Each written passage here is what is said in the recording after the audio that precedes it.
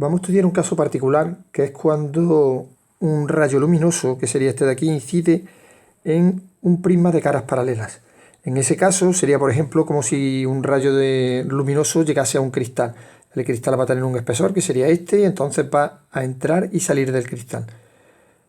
Para ello tenemos que tener presente primero que la velocidad de propagación en el aire es mayor que la velocidad de propagación en el vidrio o en el cristal. Por tanto, cuando hagamos el seno vamos aplicando la ley de Snell para esta primera refracción que se producirá en la entrada del rayo en el cristal, tendríamos la refracción 1, tendríamos, aplicando la ley de Snell, seno del ángulo de incidencia partido por el seno del ángulo de refracción será igual a índice de refracción del segundo medio partido por el índice de refracción del primero. De aquí despejando, tendremos que el seno del ángulo de refracción será igual a n1 partido por n2, seno del ángulo de incidencia. Tenemos que tener presente que como tiene mayor velocidad en el medio 1, quiere decir que el índice de refracción 1 va a ser más pequeño que el índice de refracción 2, por lo que n1 partido por n2 me va a dar un número más pequeño que 1. Por tanto, cuando haga la multiplicación esta que tenemos aquí, como esto es un número más pequeño que 1, me va a salir que el seno del ángulo de refracción va a ser más pequeño que el de incidencia y por tanto el ángulo de refracción va a ser menor que el ángulo de incidencia. Luego, en este caso, tal y como tenemos aquí representado, el rayo se me cerrará, es decir, se acercará a la normal. Hemos dejado el rayo entonces que ha pasado ya del medio 1, ha entrado en el medio 2 y se ha desviado, y ahora va a salir por la superficie de separación de estos dos medios nuevamente, pero en este caso va a pasar del medio 2 al medio 1 tal y como tenemos aquí reflejado. A esto vamos a llamarlo refracción 2 porque sería la segunda refracción que va a sufrir el rayo al atravesar la superficie del cristal. La refracción 2, en este caso el seno del ángulo incidente, vamos a llamar seno de incidente 2, partido por el seno del ángulo de refracción 2, será igual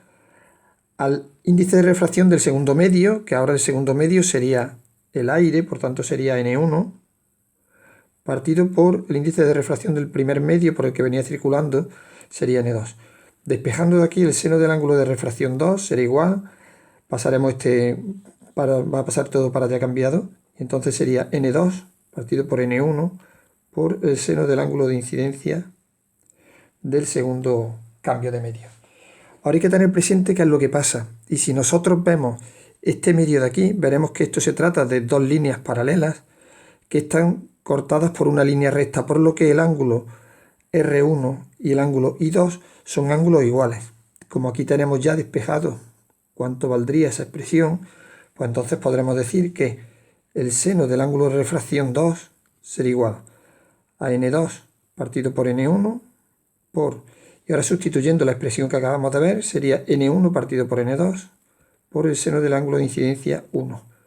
Y de esta manera, n2, n2, n1, n1 se nos va y se nos quedaría que el seno del ángulo de refracción 2 será igual al seno del ángulo de incidencia 1, por lo que R2 igual a I1, es decir, el ángulo va a salir con la misma dirección con la que llegó. Luego tendríamos que esto es como si se hubiese desplazado un poco el rayo y hubiese tenido un desplazamiento lateral, pero el ángulo de emergencia del cristal va a ser el mismo que el ángulo de incidencia con el que entró. Lo que generalmente se pregunta en este tipo de problemas es que calculemos la distancia que va a recorrer, es decir, esta distancia de aquí que va a recorrer el rayo luminoso dentro del cristal o el tiempo que va a tardar el cristal desde que entra hasta que sale, es decir, el tiempo que tarda en recorrer la distancia esa dentro del cristal. Para ello entonces lo primero que tenemos que ver sería, vamos a tener que calcular con la ley de Snell, vamos a calcular, como hemos visto antes, vamos a calcular cuánto vale el seno del ángulo de refracción.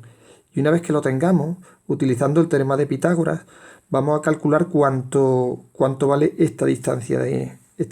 aquí. Para ello, vamos a ver una relación importante porque lo que generalmente nos van a dar como dato va a ser el espesor del cristal.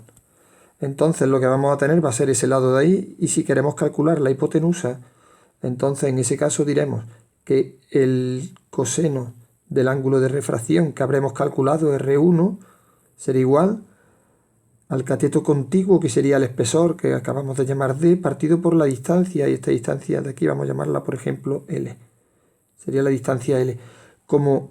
generalmente nos dan cuánto vale el ángulo de incidencia, nos dan los índices de refracción, vamos a calcular cuánto vale el ángulo de refracción, y cuando lo tengamos con esta